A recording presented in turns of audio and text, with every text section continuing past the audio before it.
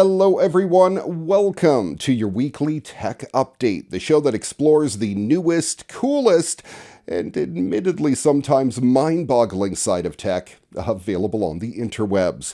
I am your tech guru, Ray McNeil. Coming up on the program today, we're celebrating 250 episodes on the air, and we're doing it with a new studio. On the program today, we'll go over some of the coolest tech stories that we've featured over the past 7 years on the air, including that one time where the SpaceX Starship actually landed how it was designed to. We'll take a look at the Boston Dynamics robots who can not only do parkour, but they can get down. Happening in this week's What the... I'm horrified. I'm just horrified. In fact, I'm traumatized beyond belief. I'll tell you all about it in this week's What the... But needless to say, VR headsets and ant infestations, they don't go together. And of course, we'll wrap up the program with this week's Moment of Joy.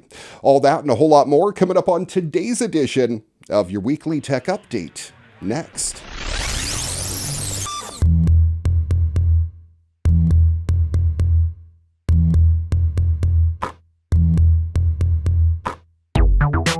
$250 episodes. Can you believe it? Back in 2016, I started your weekly tech update, but that's actually not when I started showing off the coolest tech stories in the Wenatchee Valley. That was back in 2001 on a local radio station. I got the overnight weekend shift to start. Was it the overnight weekend shift or the evening weekend shift? I think it was. And one of the things that I wanted to do was a little segment that I called 2 Minutes of Tech, where I show off the coolest and craziest tech stories that I could find at the time. And I remember at the time being blown away by how high-tech everything was. Here we are now, 22 years later, and every single day I'm still blown away by the level of technology we have and what's available to us in the world. And a little disappointed that we don't have flying cars yet, but that's a yet. We are very, very close to finally having a flying car society. I'm going to say 10 to 20 years away before it's a commonplace thing. Here's hoping anyway. Today we're going to look back on the past 7 years on the air and show some of the coolest tech stories that we have featured. My first one is the SpaceX Starship. It is an incredible spaceship that not only is going to be able to bring humanity to the stars, but it also features a very unique way of landing. And it didn't go according to plan the first couple of times. After a few goes, however, they did finally get a solid landing from Starship. SpaceX's latest Starship prototype went out in a blaze of glory. The Starship SN-10 spacecraft touched down successfully after a high-altitude test flight, and it was awesome. In fact, it was the coolest thing I have ever seen in spaceflight, and I'm so happy that I was able to witness this iconic moment, because kids in the future are going to look back in history books at this and see how primitive this Starship actually was. It was a major milestone for the company as well as its crewed Mars ambitions. But the vehicle didn't manage to hold itself together. It exploded about 8 minutes after landing. The big stainless steel SN-10, short for serial number 10, launched from SpaceX's South Texas site at about 6:15 p.m., rose to 6.2 miles, or 10 kilometers into the sky, and then came back to Earth, doing a belly flop all the way down. And then at 6 minutes and 20 seconds after liftoff, it fired its engines and flipped straight up and down and landed right on its feet. It was the third high-altitude flight for a Starship vehicle, but the first to feature a successful landing. SN-10's two immediate predecessors, SN-8 and SN-9, flew well during their jaunts, but of course both hit the ground hard and ended up in pieces. SpaceX's principal integration engineer, John Insprucker, said during SpaceX's launch webcast, third time's a charm.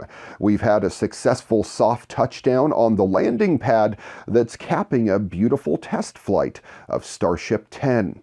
But that wasn't the end of the story. Even as cameras flipped off left and right and left viewers with black screens all over YouTube, some flames were still visible near SN10's base shortly after landing. That was a sign of things to come. The vehicle exploded on the landing pad at about 6:30 p.m., rising up and crashing down again in a huge fireball.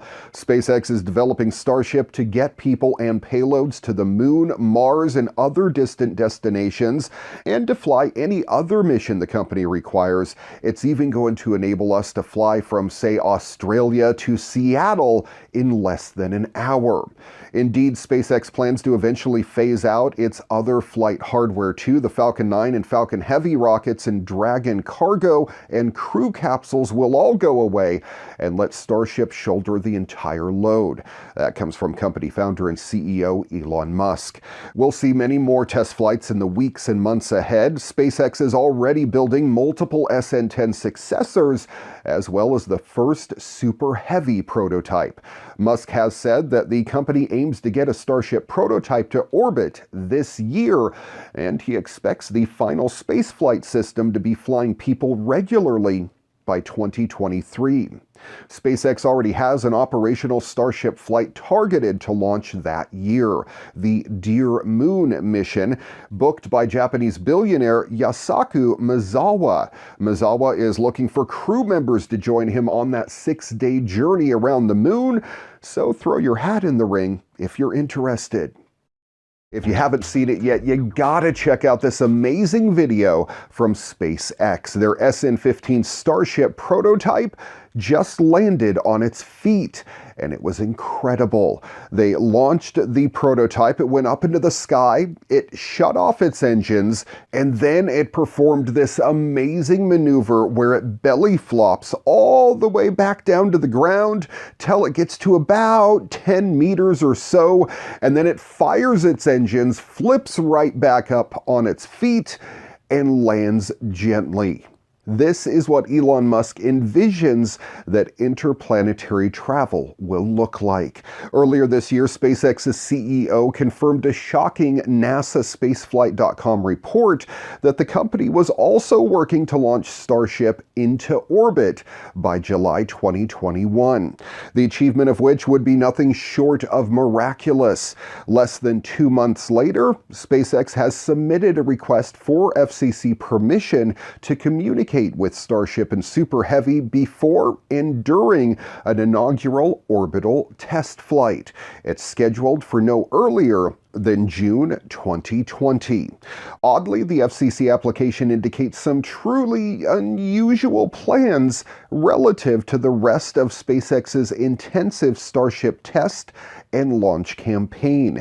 In short, Starship's first orbital launch attempt aims to send an expendable prototype into space for a brief 90-minute one-orbit space flight. If everything goes according to plan, which is far from guaranteed, that Starship prototype will perform a soft ocean landing 100 kilometers off the coast of Hawaii. Super Heavy, however, will be performing a maneuver virtually identical to the Falcon booster landings that SpaceX has aced 75 plus times over in the last 5 years now. Notably, in an included timeline of events for the orbital launch, SpaceX refers to Super Heavy's landing as a, quote, touchdown, where Starship's, quote, soft ocean landing is referred to as a splashdown, raising hopes that the booster will attempt to land on an unspecified platform a few dozen miles off the Texas coast. Given SpaceX's requested operation start date on June 20th, we won't have to wait long to find out. At the moment, SpaceX has yet to even begin stacking the first flight-worthy Super Heavy booster prototype, so that net June 20th target is far more likely to slip into July or August. Regardless, an orbital Starship launch of any kind before the end of 2021 would be nothing short of an engineering and program management tour de force for SpaceX.